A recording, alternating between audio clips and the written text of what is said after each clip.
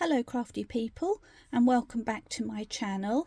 I'm really happy to have you here today with me as we embark on creating this beautiful scene using stamps from Sheena Douglass's latest release, which you can find on her website, which is sheenascraftacademyshop.com.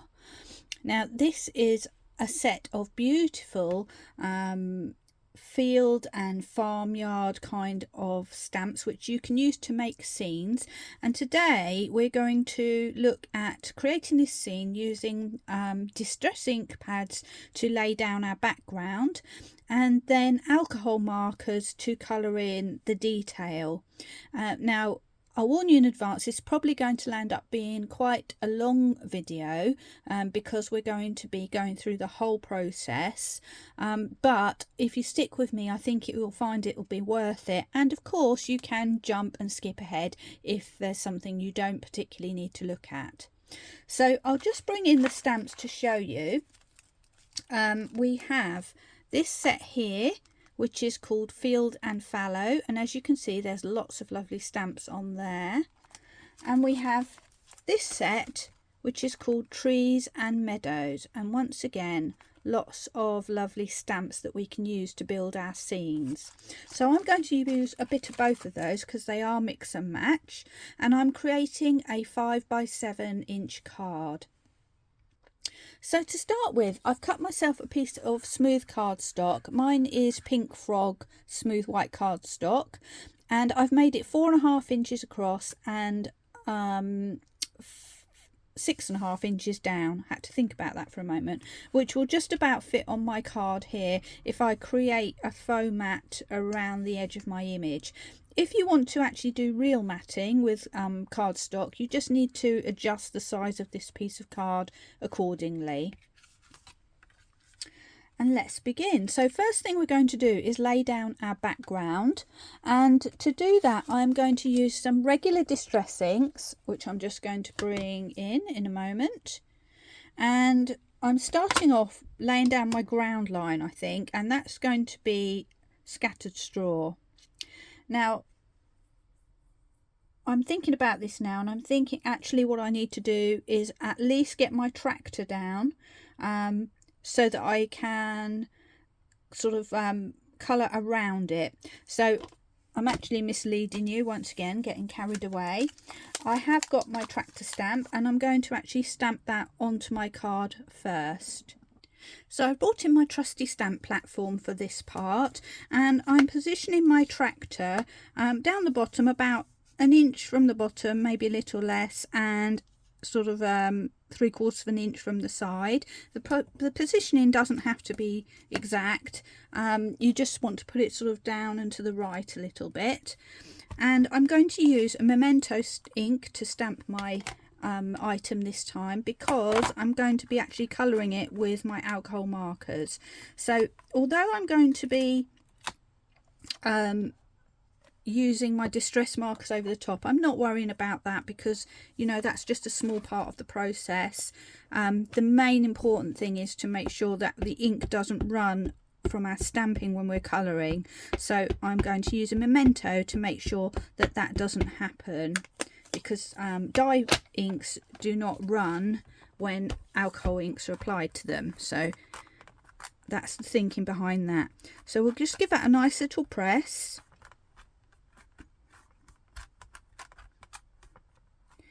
And have a lift and see what we've got.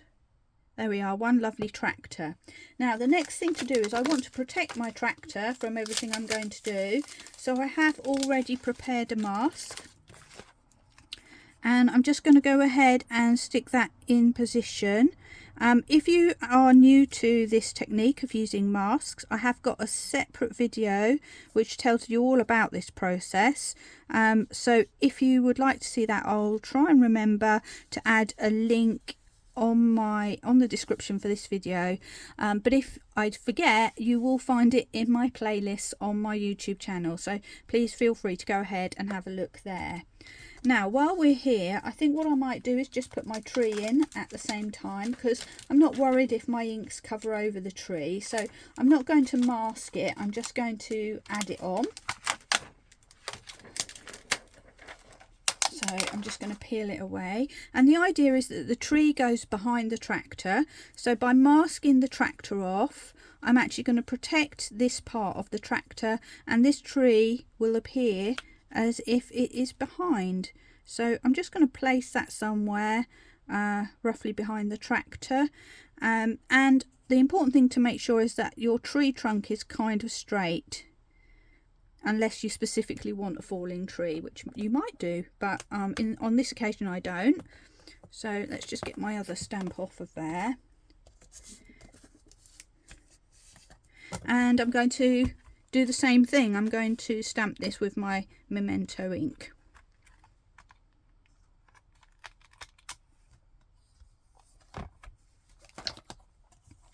And the other stamps that we're going to add on for the background, I'm going to do those a little bit later, because what I want to do is get my scene down first, and then I can line up those remaining stamps with the skyline once I've got my basic background down.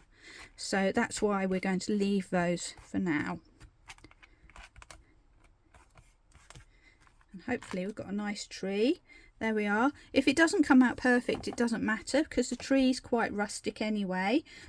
So actually it's come out fine, but that's just, you know, if you're worried about that, the tree is going to be rugged, so it doesn't have to be a perfect stamp. And now we're ready to move on and start with our background. And now we're ready to carry on with our inking. So as I mentioned before, I'm using distress ink, and first of all I'm going to create my kind of cornfield, and I'm going to use scattered straw for that, which is probably very appropriately named. The important thing to remember with this is you need to have a little bit of scrap card.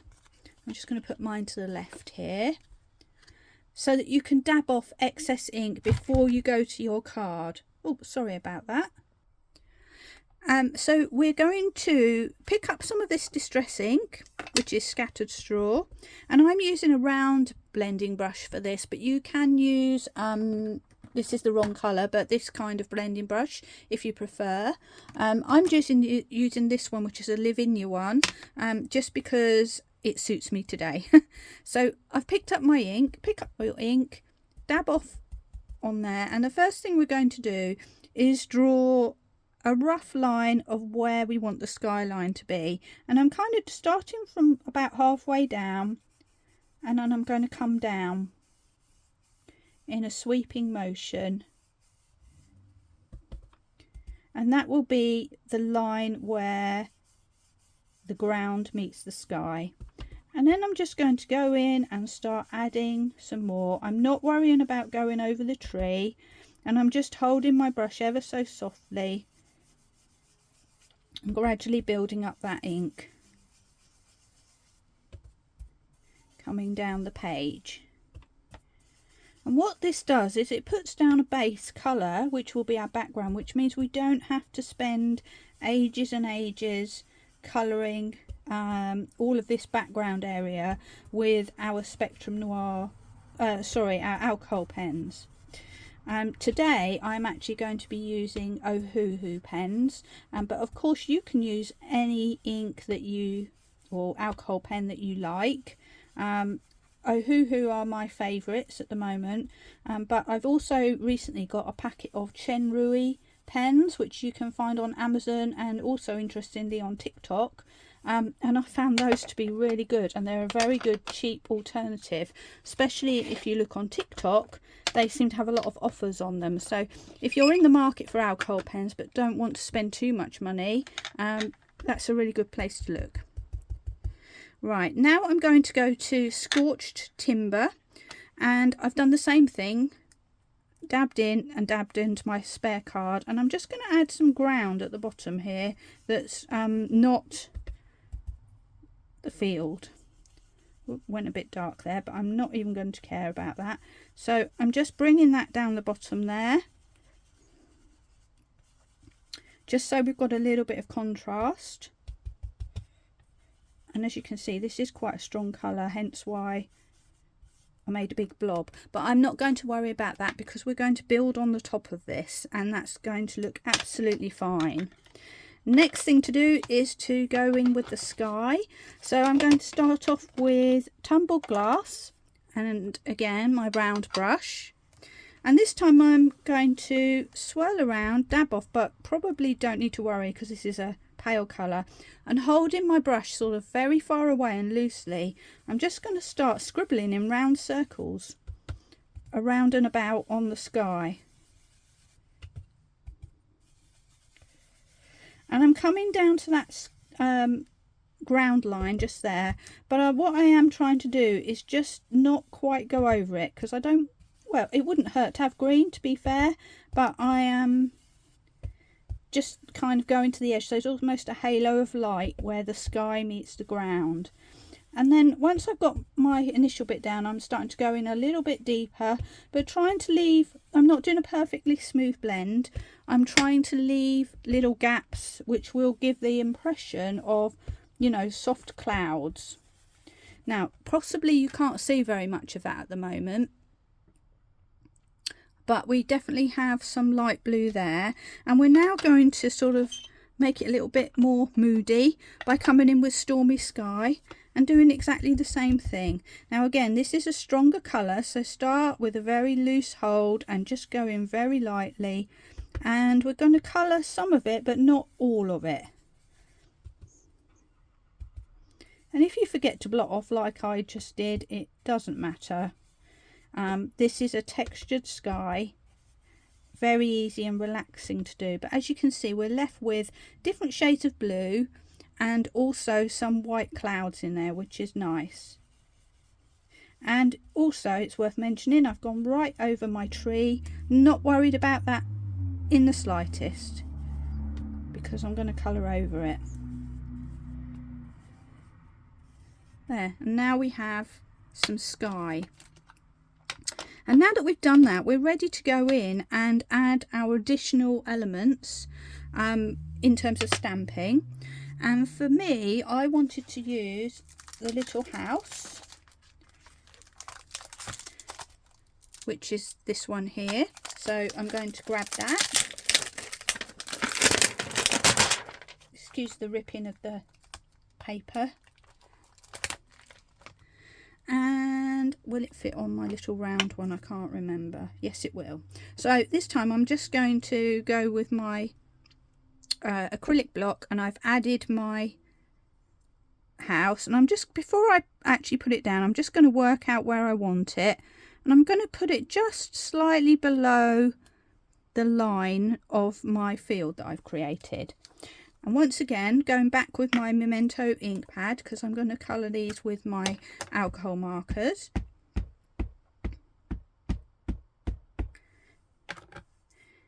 And we'll go back here, and I'm just going to take the edge just slightly off the side of the page so that we don't have sort of any loose ends. If you don't do that, it really doesn't matter, because you can, you know, add stuff in with your fine liner pen. In fact, I'm just going to move across so the tree is going off the edge of the page. That makes it look less like this item is sort of floating in the middle of nowhere with no context. So that's my house.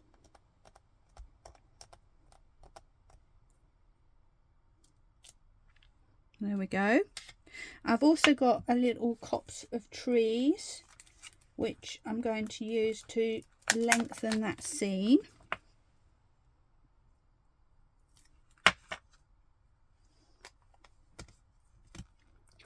I'm going to do the same thing. Now the important thing with these trees, the temptation is to follow the line of the ground, but we want these trees to be upright. We don't want them to be falling over. And we're going to, so I'm going to add them in and just bring them down a little bit. And I'm not worried about the tree. It might look a bit messy initially, but I'm not going to worry about that, because the tree is going to be in front of, or the big tree is going to be in front of these little trees. So let's just reposition, and we'll go here.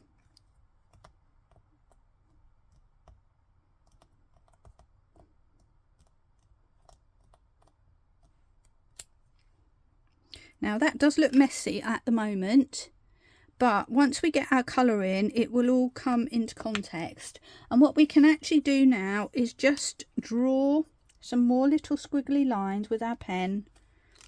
Perhaps go with a thinner one, go with an 02, just to bring that back into context, and just to bring a line to join it all together. And for that I just did a little bit of scribbling. Now if you feel concerned, there's a little bit of yellow left at the bottom there area, so I've just gone over that with what's left of my brush just to fill in that gap. And the last stamp that I want to use is the two little dogs, which are actually on the other stamp set. There's also some horses on the stamp set, and there's different sizes of dogs and horses, so it's really nice. Now these are, they look like Labradors to me. I'm going to just stamp them up with my Memento ink, and once you've done that you can kind of see where they are. And again, we kind of want to make them as if they're in the distance, but they want to be standing up, not leaning over. So I'm just going to put them anywhere in this field.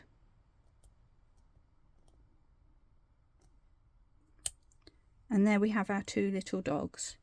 And now we're ready to begin the alcohol colouring. So what I'm going to do is bring in my scrappy piece of paper and lay my item on the top there. And what this does is it helps with our blending, because the colour is going to absorb through the card and then it's going to hit this and not bounce back through. So this is good, and also to protect any work surface that you've got. And before we carry on, we just need to remember that it's time to remove the mask on our tractor. And there we have our lovely clean tractor in front of the tree. So we're now ready to go. So as I mentioned, I'm using a whole variety of pens. These are Ohuhu Honolulu B pens, and the reason I've chosen these is because they have a brush nib on one side and a fine nib on the other, which means they're really great for doing detail as well as the larger areas. So let's make a start, and sometimes it's easier to start with something that feels less intimidating. So we're going to start by putting some ground in at the bottom here and dealing with our trees at the back, which are nice and loose and fluffy. So I'm just going to bring things a little bit closer so that you can see better. And we are going to start, we're using 3 shades of green, and we're going to start with a colour called GY45. Sorry, GY5. I'm getting carried away with my numbers already. Now what we're going to do is we're going to break up this ground area with some greenery, and also get some greenery up under the tractor here. And so I'm going to start with my brush pen and very simply just start doing some round and round circles, leaving gaps. I'm not worried about, you know, if something's showing through, but I'm trying to make it so that it's not a dead straight line and it kind of looks a bit natural and organic, if you like. So where I think I've got too much straightness going on here, I'm adding some dots and dashes and just scribbling around, and then I'm going to bring that down, maybe up a little bit here, so we look like we've got a little bit of scrub going across the bottom. And the next thing to do is to come in with a darker green, so I've gone GY42, and start to add some more interest. And again, I'm holding the pen very loosely and just kind of letting it do its own thing really. I'm focusing more towards the bottom of that area that I've created, because that's where the shadow is going to be. And I'm just creating something that looks like messy old leaves really, and that's the delight of this. It's like basically just scribbling. And then what you can do is add some more dots and dashes at the bottom to break up that area even further. And what we're going to do is bring some brown in a moment, just to connect the two together. So for my brown, I'm going with E300 and E310, which are both very soft, sort of earthy browns. And because I've got a base line down here already, I haven't got to go over all of this. I can again just do some gentle scribbling with my brush side of my pen and just create a bit of texture. And I'm going up into my bush, which is going to join those two together and also add further shadow. And I'm just kind of making sort of sweeping areas. Now, if you feel like, oh, that looks a little bit harsh and solid, what you can do is bring in a blender pen, which is the 0. And I'm determined to open the wrong side of the pens today. And again, using that brush pen, just sweep over the top, which will soften that out a little bit. And the beauty of this is that, as we mentioned earlier, alcohol inks do not move dye-based ink pads. So the colour that you originally put down will stay there and won't be affected by the bleaching. We can then go in with the darker brown, which is E310, and add some further texture, perhaps more in the corners where there's going to be some shadow. And remember, there was a big blot of ink here. Suddenly that no longer matters. That is the joy of doing this kind of colouring. So all I'm doing is trying to create texture and lumps and bumps to look like this is not like a smooth you know, area of ground. It's going to have rubble and all sorts in it. And every time you do this, it will come out different. You can use that brown to create some flicks of green, because it will combine with that green and make a darker, deeper colour. And then if you want to, you can go back with your blender, just give it a quick rub over. And equally, you could blend up here on the bush area if you wanted to. It's a matter of personal choice. And there we have our ground, which neatly kind of merges into that little scrubby bushy area. Let's go up to the trees next, and we're going to adopt the same sort of technique. So we're going to take the lightest green, which is GY5, and again I'm going to do circular motions, and I'm going to colour in the leaf areas, but I'm not colouring them absolutely completely, leaving some of the blue showing through, because that's what happens. Light shows through the trees. They're not solid objects. I'm going to add some green down the bottom here for some of these bushes, doing the exact same thing, and some of these trees, but not all of them. And then I'm going to come over to this side and do the same with these trees. And I'm not taking any notice of where the lines are or shading each segment individually. I'm just kind of going for it.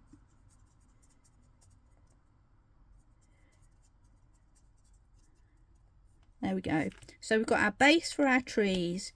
Now we're going to come with the darker colour, GY42. And we're going to go in and just start adding some shade. So this is where I start to look at the shapes of these trees and think, where would it be darkest? And I'm just going to start scribbling once again.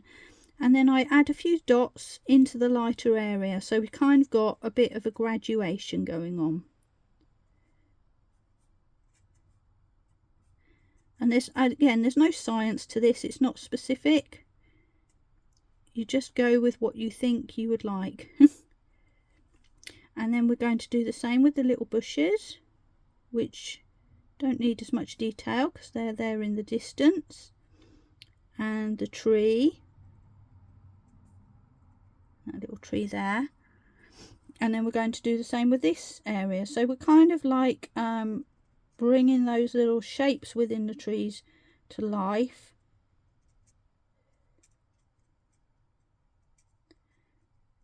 and it really is, again, quite relaxing because we're just daubing on colour. This is nothing particularly artistic, it's just giving that feeling of texture. Every time you do it, it's going to come out a little bit different. And then, just to add some further depth, we're going to take the darker brown that we used on the bottom, so E310, and we're going to just add some brown in there, which will mix with that green and become sort of a darker brownish green, and really just give some depth there to the tree and give it some shadow. We can also go in and just colour in those trunks just dead straight without shading, unless you particularly want to. And I've switched to my fine end nib for this just because these are sort of smaller areas. And I'm going to add my brown in the same way on all of my trees. Hopefully that gives a lovely shape and texture to those trees, which will bring life to the project when you look at it as a whole. And you can actually go ahead and just reinforce some of those tree trunks if you feel like it. And there we have our tree line, all lovely. Now let's get on to the next area, which is going to be our tree itself. And we're going to stick with the same colours and then bring in a slightly darker brown. So we've got the 300, the 310, and then we're going to bring in 450. So starting with my lightest colour, which is E300, I'm actually going to go ahead and colour the whole tree in. And as you'll see, that because I've used regular distress ink, it has kind of transparency. So when I go over with my alcohol marker, you'll see that the colour underneath doesn't really matter, because this is like a rugged item at the end of the day, tree, isn't it? It's going to be not going to be perfectly smooth, and so we can get away with just, you know, colouring over the top of the colour that we've applied, and that means we've got our sky going right up to the tree and going, you know, not leaving any nasty white gaps. Now when we get to the top, you might find that these areas are a bit more difficult to colour. If you go outside the lines, it really doesn't matter, but what we have got on these particular pens is our fine line. So I'm just going to swap my nib around and then bring in my other tree branches.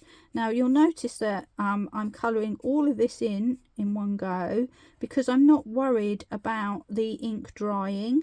What I do actually want it to dry because what I want to do, I don't want to have a soft blend on this item. Like I say, it's bark, so it's got texture, and I want actually my other colours to stand out rather than blending softly in. I want to have lines and texture, and that's the beautiful thing about colouring trees. If you're not one for a massive amount of blending, then trees are ideal. And what we can do is we can just come out and touch in some of these outer branches as well, just to give the impact of colour on those, or you can leave them, it's really up to you. Do some of them, all of them, doesn't really matter. This is kind of like a very loose style of painting, so, or colouring I should say. So, you know, you just go with what suits you. But what I am doing is I'm just going to line these particular branches so that they stick out in front of my trees that are in the background there. There we go. So meanwhile, now that we've got the bottom of our tree, I may just go back to my greens and repeat that little process of adding in the grounding so that this little bushy area comes all the way up and around the base of the tree. And what that will do will have the effect of grounding that tree, so it's not just floating in midair. So just some very quick squiggling. And just like that, our tree is now sitting in that area of scrub. Now I'm going to go with my medium colour of brown, which is E310, and very simply using the fine end of my pen, I'm just going to start drawing some dots and dashes and some lines and maybe a little circle that represents a knot in the tree bark, kind of following along the clues that Sheena's given us in this stamp, where she's added the shading. So I'm going to add more lines and depth in the areas where she's drawn lines and less in the areas where she's left it blank. And if we do that, we will end up with a good shaded tree. So I know that this side is going to be darker, so I'm going to just add more colour in there and also bring in at the bottom because we've got some shade going on. But on these sides here, I'm just doing a little bit of scribbly, wobbly lines, holding the pen loosely and just letting the tree take the natural form that it wants to take.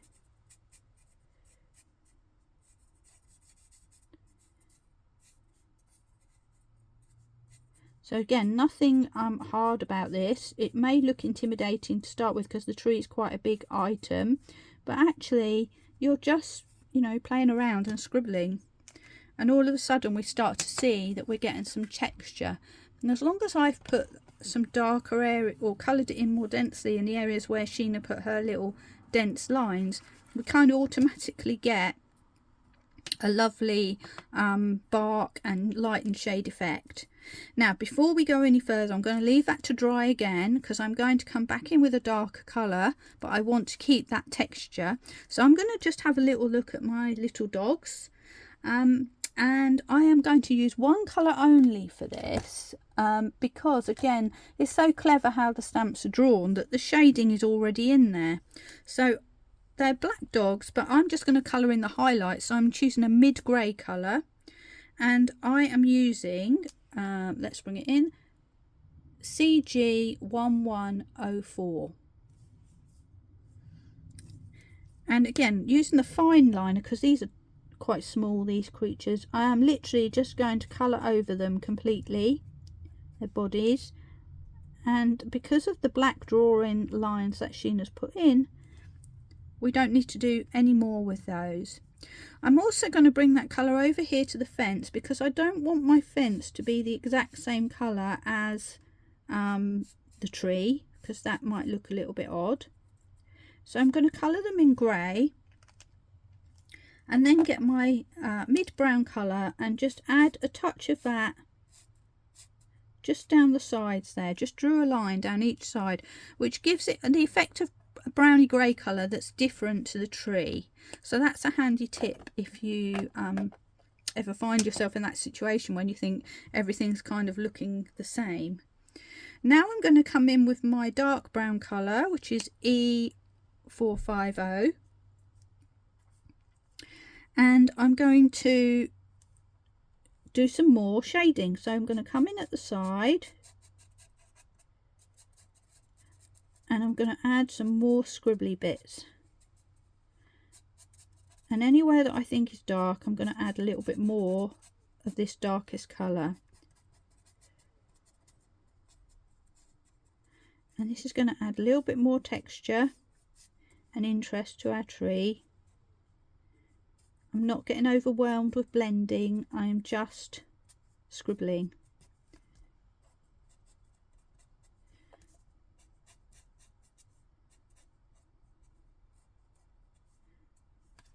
And I am going to just darken these ones here because I really want to make sure that they stand out in front of our trees in the rear there.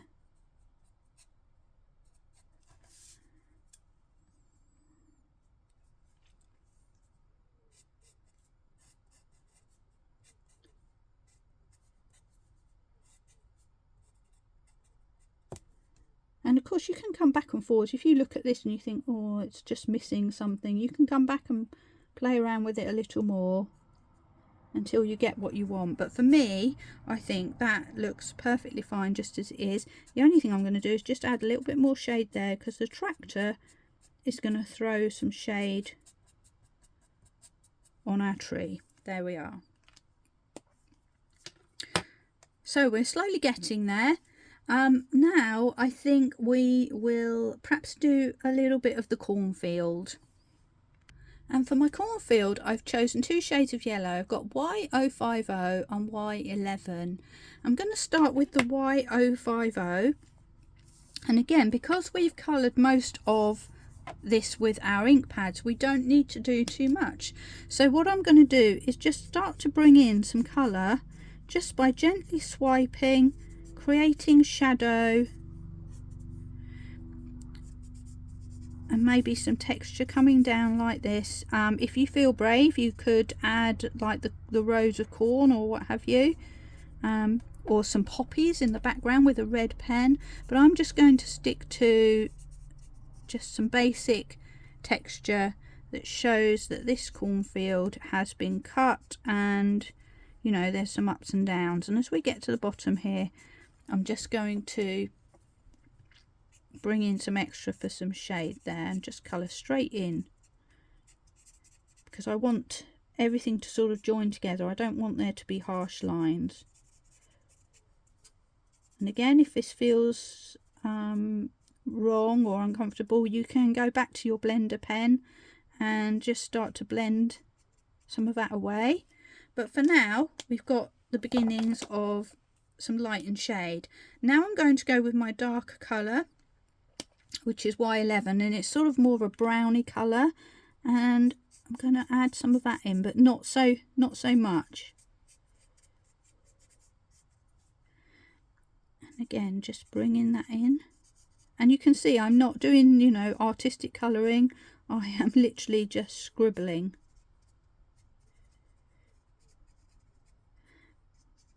Holding the pen very lightly and far away from the nib, so that I literally am not controlling it at all. And that's why it's loose colouring.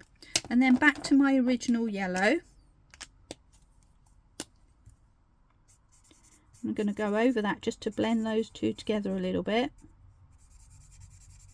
And I'm going to finish up probably with my blender pen just to soften it all. And I'm left with my original colour as highlights. And if I hadn't done that original base colour of my distress ink, this would have taken, you know, quite a long time. In actual fact, it's actually taken a couple of minutes. So now again, holding on to my pen, just avoiding those dogs because they've been coloured with alcohol pens. I'm going over the yellow that I've applied.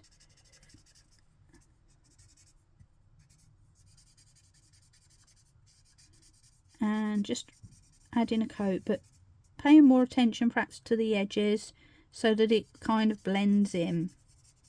And if I feel like I've lost some of my yellow colour, I can easily go back in with my distress ink. I've still got some left on my brush here, so I can go in there and just add some of that back in if I want to.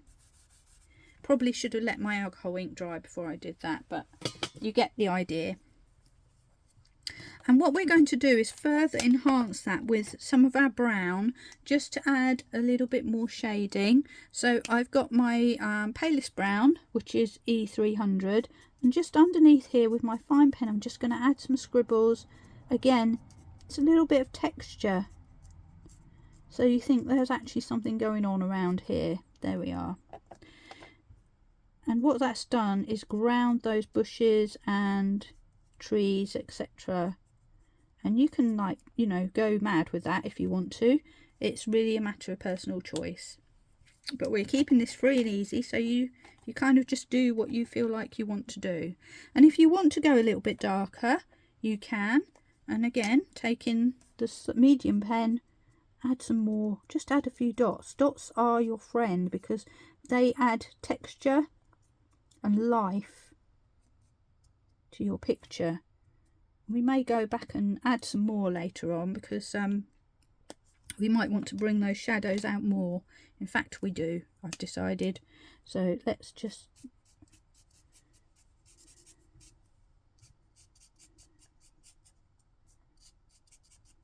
there we go. So we've got a little bit of scrubland there. Next thing we're going to do is just come back down to this bottom area and pick my darkest green, which was GY42. Going back to my brush nib, I am going to use the dots as my friend once again, and I'm going to just add some dots and dashes around the bottom there, just to further break up that area between the two different colours.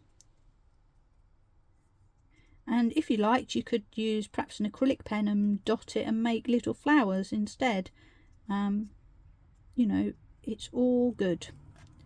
And I'm going to go up here as well, because we've got grass going on up here.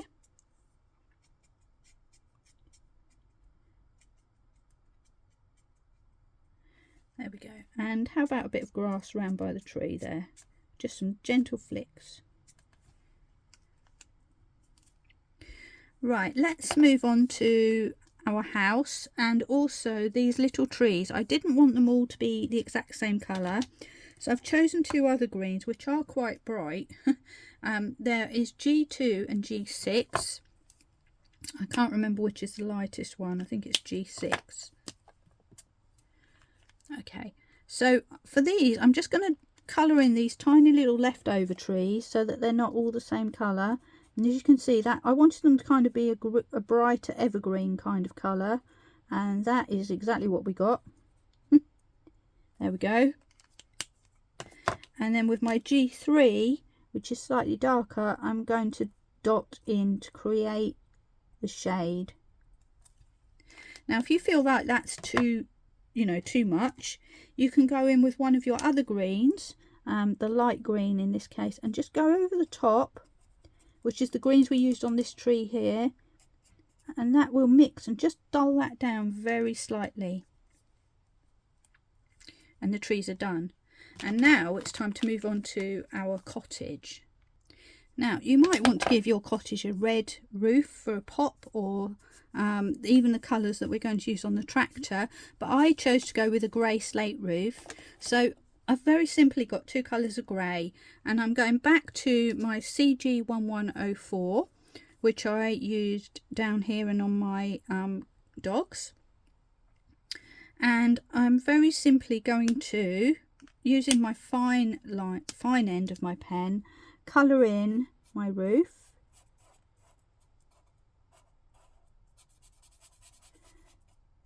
And I'm also going to colour in the windows and doors.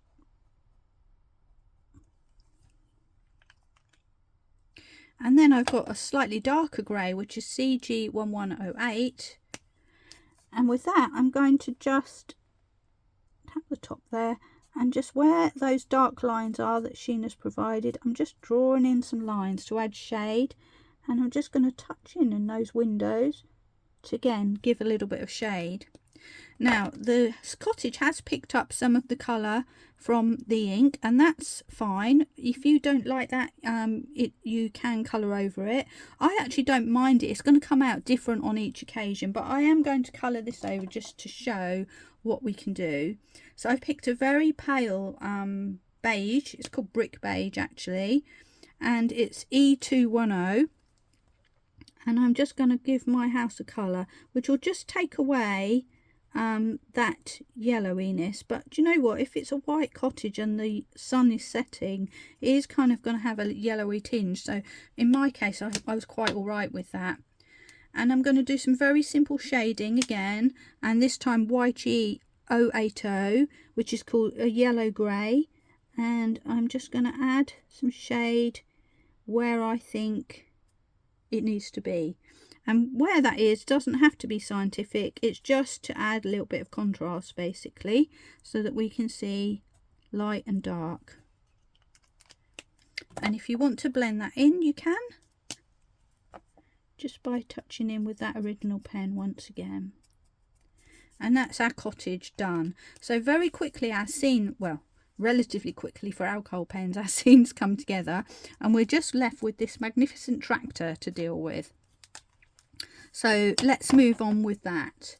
Now I'm going to do the tyres first, I think, and I'm going to go with darkish greys. Although they're black tyres, we do them in shades of grey, because if we did it in black it would just go immediately flat.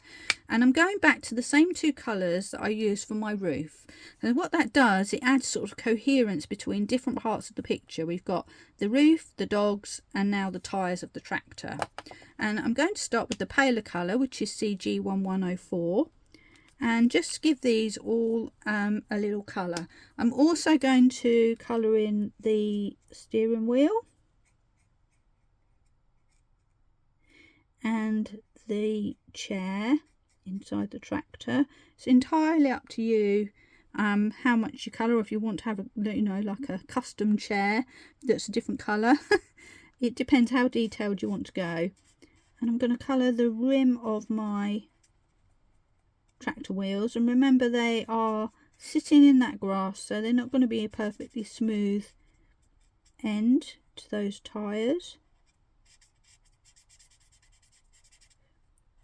And I'm leaving the middles empty because the tyre is going to be black and the inside of the wheel rims is going to be kind of a silvery colour. So that's tyre number 1.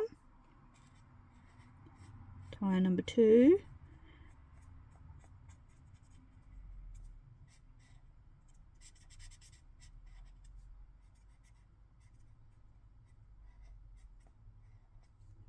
These tyres are hand drawn, of course, so you know they're not perfectly round. They've got little lumps and bumps in, which is really good because that sort of makes them look more authentic and you know, like a used tractor. We're not talking about you know, a brand new tractor here. We're looking at one that's been around on the tiles a while and been used, showing a bit of signs of wear and tear. So that's my paler colour of the two, and now I'm going with CG1108, which is a darker grey, and I'm going to add some shade where I think there would be shade, basically. So at the back of this tyre, I think that's going to be pretty dark, and down on the base there, and under the rim.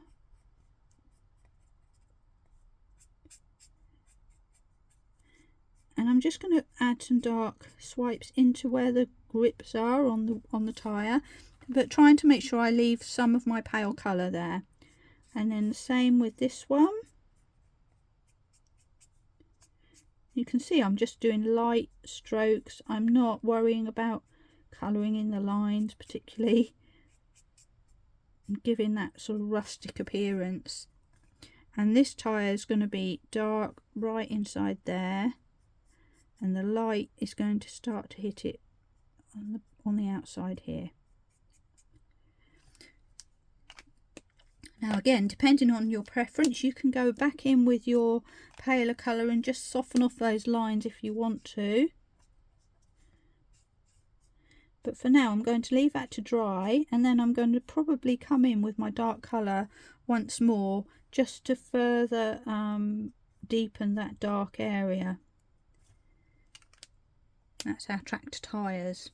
Now let's deal with the kind of what we call the silver areas, and again we're going to go with some much lighter colours for this. So I have got two shades of grey again, CG1100 and CG2. CG1100 is the lightest colour, and to be honest, it is so light it's barely there. I'm not even sure if you'll be able to see what I'm putting down, but hopefully you might just be able to see the slight difference between the two colours there. So I'm going to put that in all my areas that I want to be silver. So I'm going to add some silver bits to the mechanics of my machine, and there, and the grill. As you can see, this is like coming together very quickly. The inside of my tractor wheel here, the bumper,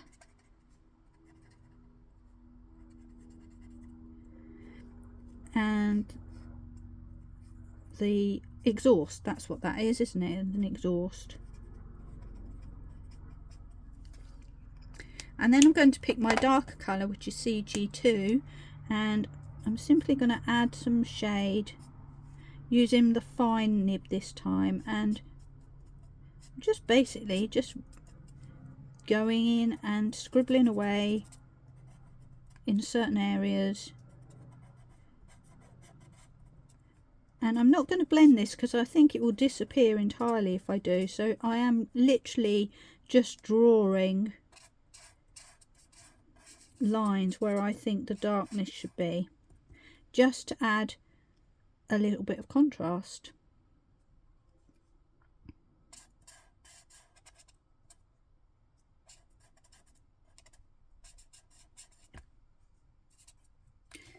Simple as that. And if we want to, we could go a shade darker if you want to add some more contrast. So I'll go to my CG1104 and I can just add little bits here and there just to reinforce the idea that there's some shade and shadow going on here. And it's just the smallest amounts, just adding what we call a low light. Lovely. And now that I've had time for my tyres to dry off a little bit, I'm going to go back with the fine end of my darkest colour, which is CG1108, and again just add some more swipes here and there, just to add a little bit more of that idea of shade and texture. And it's really up to you if you do that or not, but it just adds a subtle little hint of difference, almost giving you a third shade without using a third pen. So now I think it's time we put some colour on our tractor, and I thought about this for some time. I thought if I put green, it would have to be a bright green so it didn't get lost, and that might jar. I could do like a pillar box red. A yellow wouldn't work because it would be lost in the field, but I wanted something to look a bit old and vintage, so I found these two colours, which are R280 and R284, and they're kind of like a dusky mauvey colour, I guess you might say. And I thought that would be perfect because it will show up against the background, but it won't be sort of out there in your face kind of thing. So again, anything that's left on my tractor is now going to be this colour. So I'm bringing in my pen and I'm just going to go ahead and start filling in the gaps. And I might swap to my fine liner in a minute because there are some fine areas in here. But let's just get all this colour down first. And actually there's not that much left to do. You think there's a vast expanse of red on this tractor, but by the time we've put all those shades of grey and that metal work in, it's not really leaving too much left. So as it might have looked a bit intimidating to colour a tractor initially, but in the end it's turned out to be just fine. There we go. And I'm just going to do a quick swap to my fine nib just to catch this area here. I've no idea what these little parts are. Fill in anything that I feel like might need filling in. There we go. And now it's up to you. You could leave it like that, or you can come in with the darker colour that I've got here. And because I'm only using probably a tiny amount, I'm going to use the fine line. And again, I'm just going to come in there and think, right, where do we think the darkest area will be? And it's anywhere that feels like it's going to be sitting in the shadows. We just want to make sure that we leave some of that light colour there so that we can clearly see that this is an object with dimension and shape. It's not a flat And again, we don't have to be too particular. We're just letting our brains do the work, really. We're giving the brain the idea that there's some light and shade here, and then we're letting our brain do the rest of the work and decide that this is a curved object. And then back with our paler colour, just to bring that in a little bit. Very quick, not blending to any great extent. Just giving that, and remember this isn't a good old tractor, so it's going to be a bit rusty. It doesn't matter if there's bits missing. Now we've just got one little bit left here to deal with. I'm going to be honest, I wasn't sure if that was a piece of tractor or the ground, so I decided to go with ground, and I went back to my original green. So I've got my GY here, GY5, the lighter colour, and I'm just filling that area in, leaving some white, which is a natural highlight, and then I'm going to go with my darker colour, GY42, and I'm just going to add a bit of shade in the bottom there. Sorry, at the top, on the bottom of the tractor. And yeah, not too late to add a few more bits of grass and dots and dashes here and there, just to break up the area a little bit. And these fine tips are brilliant for that. You're basically just holding a pen and just flicking and letting it do what it will. And there we have our completed picture. So, you know, I'm not going to lie, it does take a little while to do, but in terms of colouring with alcohol pens, which tends to be a more lengthy process anyway, that was not bad in terms of time taken. So let's get rid of the scrappy old bit of paper and show you the picture, and let's just bring in my original. So if I try and zoom out a little bit, we can sort of compare the two. And there we go, two cards, both stamped out in the same way. They've come out a little bit different, and that's just as it should be. And the only difference with this one is I've just drawn a foam mat line around the edge of my card and mounted it onto a 5x7, which is exactly what I'm going to be doing with this other one. And then if you want, we've got room for a little greeting up here, which you can add when you're ready to give your card to your recipient. So I hope you've enjoyed that session today. If you've stuck with me all this time, congratulations and thank you very much. I really do appreciate it, but I do hope you'll join me again. And if you'd like to see more of Sheena's work, you can join her at Sheena's Inket's Facebook page, and you'll be able to see lots of other works of art using these very same stamps by all my lovely design team members who are on the team with me. So that's it for me for now. Thanks again, and stay happy, keep crafting, and I'll see you soon. Bye.